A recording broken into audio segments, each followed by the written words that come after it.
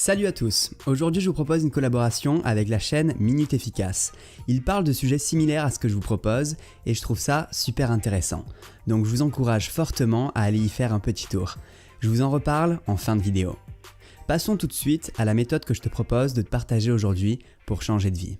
Je vais t'apprendre à largement faciliter l'atteinte de tes objectifs en t'expliquant comment fonctionne ton cerveau et comment tu peux l'exploiter à son plein potentiel. Salut à tous, c'est Minute Efficace, enchanté. Si vous suivez la chaîne Je veux réussir, c'est que je suppose que vous faites partie du type de personnes qui avancent dans la vie, ou qui veulent avancer, quel que soit le domaine qui vous intéresse. Vous avez peut-être pour ambition d'améliorer votre physique, de construire une solide confiance en vous et devenir à l'aise dans toute situation, de monter une entreprise florissante ou simplement d'améliorer la qualité de vos relations avec vos proches. Dans tous les cas, quel que soit votre objectif, la vidéo qu'on vous fait aujourd'hui vous sera utile. Votre cerveau est un magnifique instrument beaucoup plus puissant que n'importe quelle technologie créée par l'homme à l'heure actuelle. Il contient 86 milliards de neurones, soit autant que le nombre de grains de sable contenus dans un mètre cube.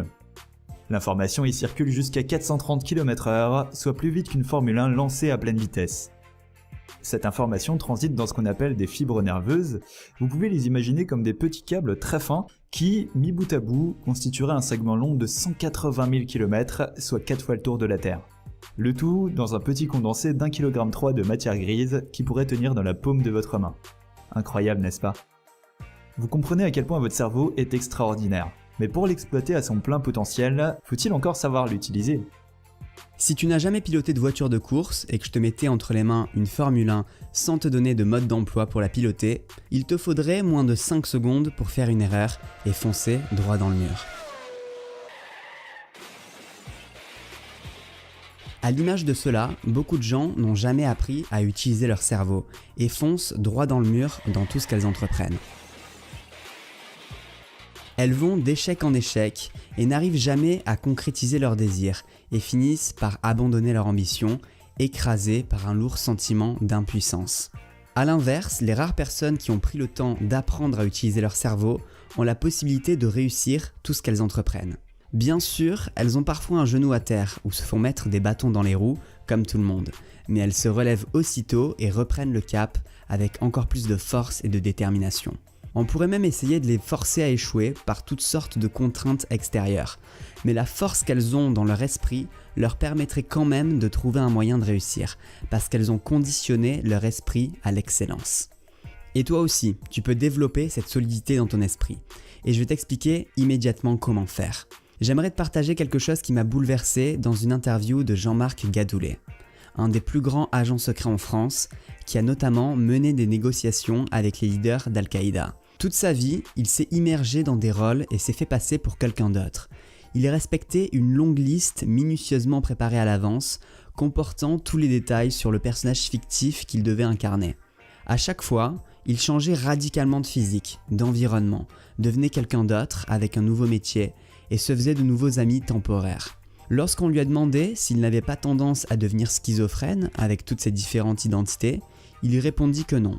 Mais en revanche, il n'était pas rare qu'on ait le fort sentiment, après une mission, d'être davantage le personnage fictif qu'on a incarné que la personne qu'on a été depuis notre naissance.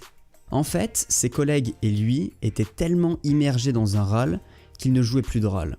24 heures sur 24, 7 jours sur 7, ils vivaient dans la peau d'un autre qu'ils finissaient par devenir. Au point que quand ils revenaient dans leur vie réelle, c'est le fait de reprendre leur ancienne personnalité qui leur demandait de jouer un rôle. Ça fait vraiment réfléchir sur qui nous sommes. Nous éprouvons toujours le besoin d'être nous-mêmes, de rester cohérents avec notre nature, même si celle-ci est à l'opposé de ce qu'on aimerait. Et si peu importe celui que l'on a été, nous pouvions être celui que l'on veut devenir. Et si tu pouvais faire semblant jusqu'à y arriver. C'est en tout cas ce que nous expliquent les neurosciences. À chaque expérience que vous vivez dans votre vie, votre cerveau crée des mini-connexions entre ces neurones que vous pouvez imaginer comme des petits câbles. Plus vous vivez un nombre important d'expériences similaires, plus ce câblage se renforce, et plus vous facilitez la reproduction de ce comportement. Prenons l'exemple d'une personne timide. Disons qu'à ses 5 ans, elle a vécu une première expérience où elle s'est sentie intimidée à l'école. À cette époque, elle n'était pas timide, parce que personne ne naît timide contrairement à ce qu'on pourrait penser. Cette première expérience a créé un premier petit câble dans son esprit, ce qui a facilité la reproduction de ce comportement par la suite. Cela l'a poussé à avoir cette même attitude une deuxième fois quelques semaines plus tard, ce qui a créé un deuxième petit câble qui est venu s'ajouter au premier. Elle a à nouveau renforcé la connexion à cette attitude. 20 ans plus tard, on la retrouve et elle a vécu plus de 2700 expériences dans des contextes sociaux qui vont de la petite gêne presque imperceptible au gros malaise avec le cœur qui bat fort, les mains moites et la perte totale de ses moyens. Chaque situation est venue ajouter un filament dans son esprit. Les situations à faible intensité émotionnelle, un petit filament, et les situations très intenses émotionnellement, un gros filament. L'ensemble de ces expériences a constitué, situation par situation, une énorme connexion neuronale robuste qui l'avoue désormais à être timide par défaut, sans le moindre effort. Elle a donc fini par penser qu'elle a toujours été comme ça, que ça fait partie de sa personnalité et de son identité. Une simple petite action à ses 5 ans est devenue un comportement récurrent, puis une habitude, puis un trait de personnalité au fur et à mesure que le câblage s'est renforcé. Mais ce qu'elle ne sait pas, c'est qu'elle peut changer. En mobilisant son attention pour adopter un nouveau comportement à la place de celui qu'elle a actuellement, elle créera de nouvelles connexions neuronales, pendant que celles qui la rallient à sa timidité se fragiliseront petit à petit jusqu'à disparaître totalement. Au début, ce nouveau comportement ne lui paraîtra pas naturel, mais si elle en fait un comportement récurrent, puis une habitude, puis un trait de personnalité, alors cela le deviendra. Et vous aussi là qui m'écoutez, vous pouvez changer la personne que vous êtes actuellement pour devenir celui ou celle que vous désirez. À l'image de cet agent secret, vous pouvez lister sur un papier tous les détails sur la personnalité que vous avez envie d'incarner, son métier, ses traits de caractère, son lieu de vie, ses amis, etc. Imaginez-le comme un personnage de jeu vidéo que vous créez et sur lequel vous choisissez toutes les caractéristiques que vous voulez.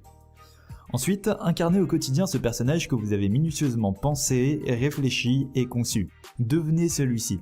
Travaillez à développer les compétences que celui-ci possède.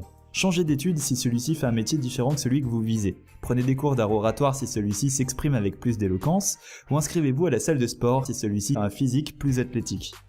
Faites également un effort mental, concentrez votre volonté pour avoir le même type de pensée que lui. Réfléchissez-y en amont sur le papier. Qu'est-ce qu'il se dit lorsqu'il croise une jolie fille dans la rue ? Lorsqu'on lui fait une critique, lorsqu'il fait une prise de parole en public. De la même manière, réfléchissez à son attitude, son langage corporel, sa façon de communiquer dans les différents contextes et faites-vous-en une image claire en tête. Ensuite, posez-vous la question, qu'est-ce que ça ferait de faire l'expérience de la réalité dans la peau de cette personne, de voir la réalité selon sa propre paire de lunettes. Et incarnez-le 24 heures sur 24, 7 jours sur 7. Au début, lorsque tu joueras un nouveau rôle, ce sera peut-être maladroit. Tu auras éventuellement la sensation de ne pas être toi-même, de trahir ta nature, l'impression de renier ta personnalité profonde, ce qui est normal, comme on l'a vu pour la personne timide. Mais ne te laisse pas déstabiliser par ces petites interférences, et répète ce nouveau rôle encore et encore, jusqu'à que tu deviennes davantage cette nouvelle personne. On nous a toujours appris qu'on est voué à rester celui que l'on est, et parfois c'est même des personnalités très connues qui le disent. On nous dit qu'on ne peut pas changer sa personnalité, qu'il ne faut pas forcer les choses, mais cela est dû à un manque d'éducation. Si ces personnes savaient comment le cerveau humain fonctionne, ils retireraient sans doute leurs propos. Aujourd'hui, grâce à cette vidéo, tu es tenu au courant. Donc même si parfois tu vis des moments difficiles, j'aimerais que tu te rappelles que tu peux toujours devenir celui que tu veux devenir, et ceci quoi qu'il arrive. En tout cas, c'était un plaisir de vous faire cette vidéo. Merci à Je veux réussir de m'avoir accueilli sur sa chaîne. Et n'hésitez pas à laisser toutes vos questions dans les commentaires si vous en avez. Je me ferai un plaisir de vous répondre à chacun d'entre vous. Merci d'avoir regardé cette vidéo jusqu'au bout et je tiens aussi à remercier Minute Efficace pour ce partenariat. J'espère que vous avez trouvé notre collaboration intéressante. Si c'est le cas, vous trouverez le lien de sa chaîne en description. N'hésite pas à aller voir plus en détail ce qu'il fait car vraiment c'est du super boulot. En tout cas, j'espère que cette vidéo t'a plu. Si c'est le cas, alors regarde la prochaine vidéo qui s'affiche à l'écran et surtout, abonne-toi sur cette chaîne si ce n'est pas déjà fait.